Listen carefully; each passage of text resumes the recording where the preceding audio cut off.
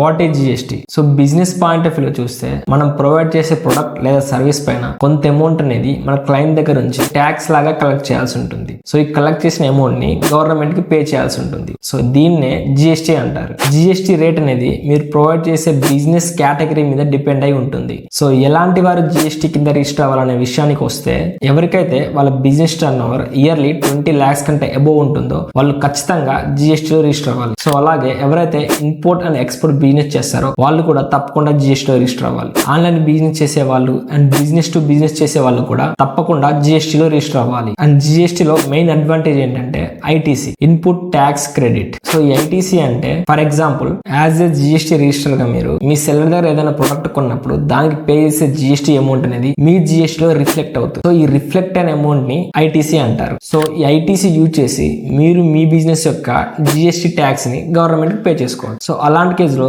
మీరు ఏదైతే మీ కస్టమర్ ద్వారా వసూలు చేసిన జిఎస్టీ అనేది ఉంటుందో అది మీ హ్యాండ్ లోనే మిగిలిపోతుంది.